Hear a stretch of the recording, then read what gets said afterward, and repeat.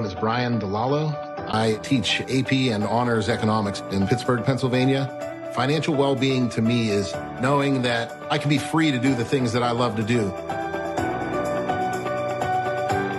I hope when I retire someday, they say that guy made this place a special place to come to school and gave us. You see that commercial? You know who that was in that commercial? That was Thomas Crooks, the would-be assassin of Donald Trump. My name is Thomas Crooks, and it has always been my passion to create and build things of my own.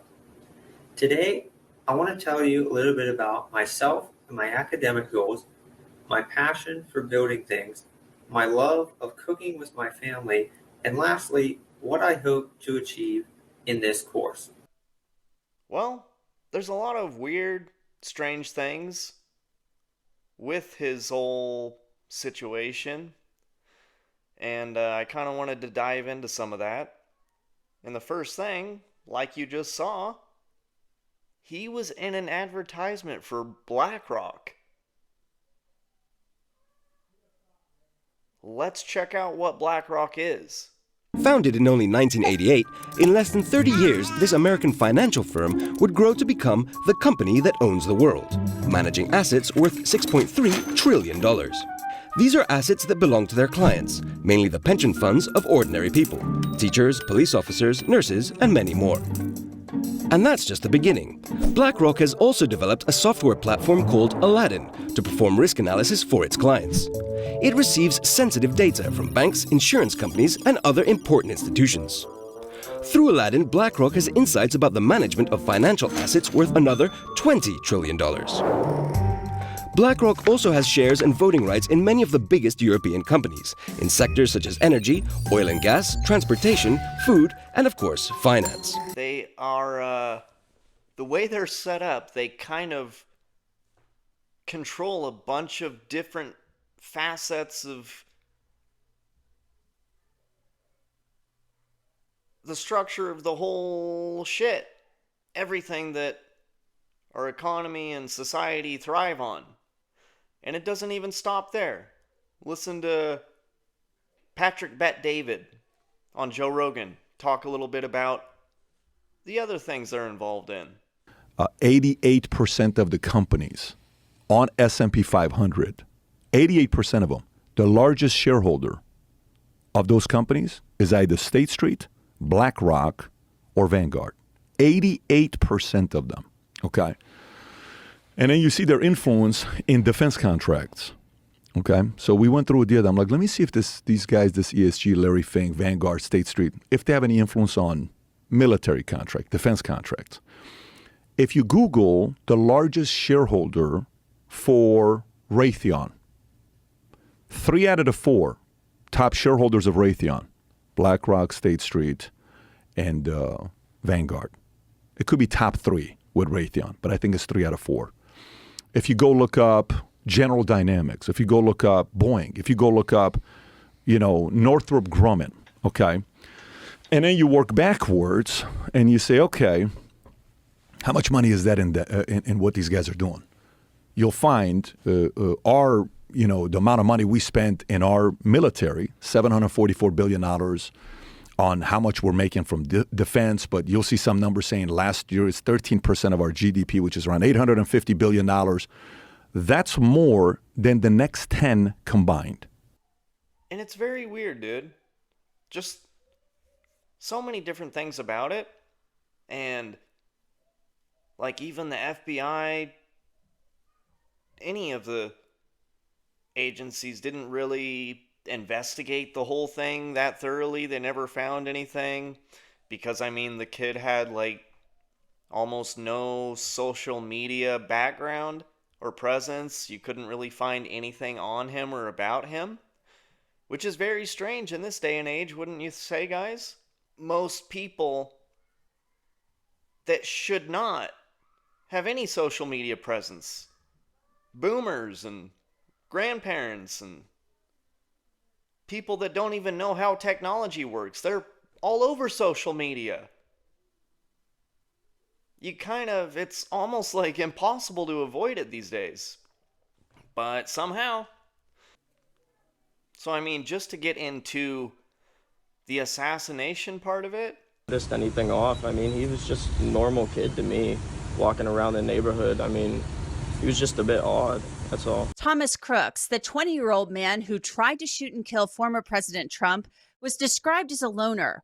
Now a new report says he actually flew a drone over the rally where he tried to assassinate the former president. They see something that said, take a look at what happened. Secret Service failed on so many levels that day. And the explanations of different things of why they made certain choices and stuff just is even more confusing. There was people there that noticed somebody with a spotting scope on top of the roof like a half an hour before Trump's speech even began. And they reported it, and nobody did shit about it. And that vantage point that he was at was like the perfect place to do something like that. And they should have had Secret Service or snipers or spotters or something on that roof. But the explanation that they didn't go to that roof is because the slope of the roof was too steep. So they might have hurt themselves. Even though the places and roofs that they were posted on were much steeper and much more dangerous, but for whatever reason, those ones were fine. And then after this happened, they, went to go investigate his house and his car and stuff. And I mean, I think they supposedly found some bombs at each place. But other than that, the house was scrubbed.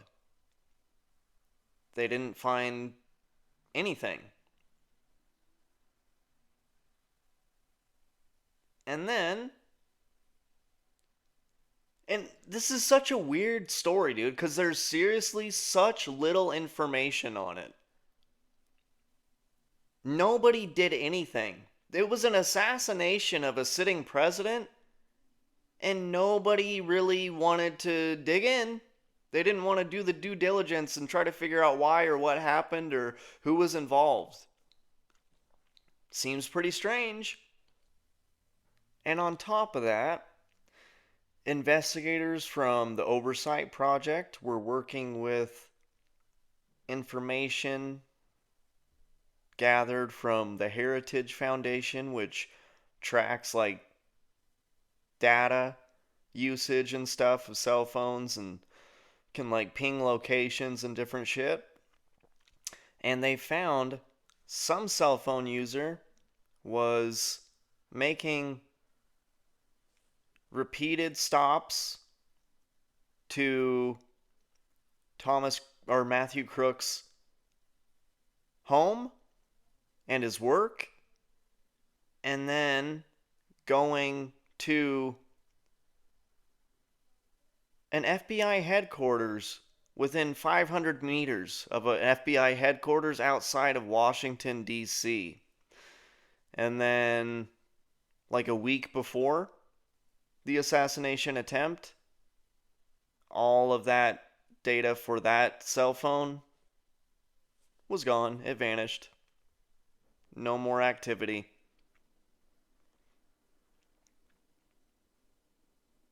Nothing strange there.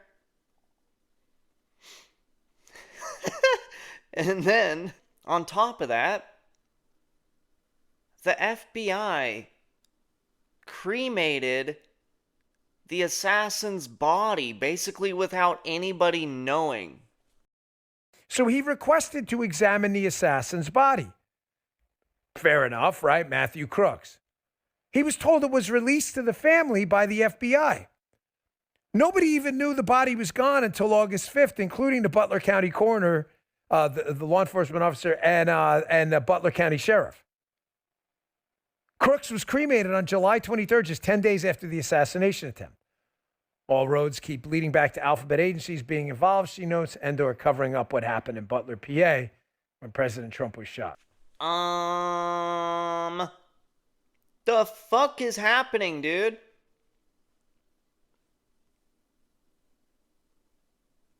So weird, man. I mean,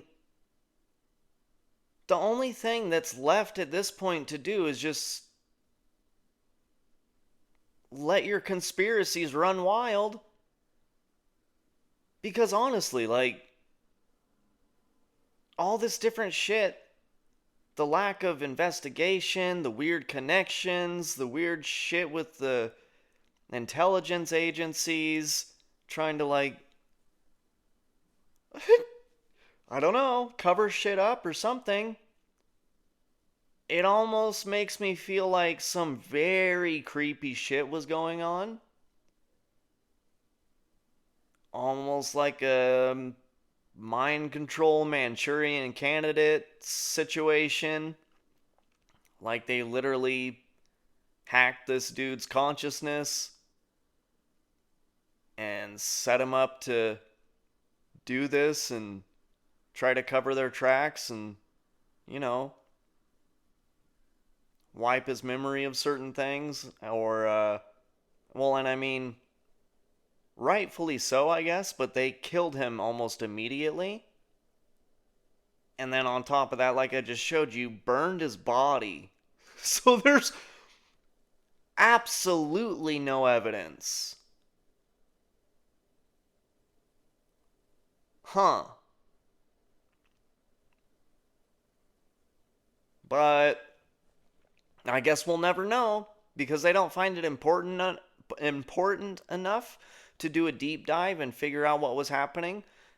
But I mean, honestly, it's because they were involved and they don't want to uncover too much stuff because it would implicate them, right?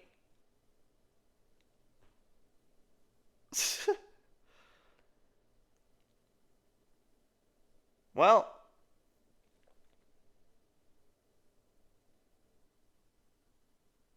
have a good rest of your day. Bye.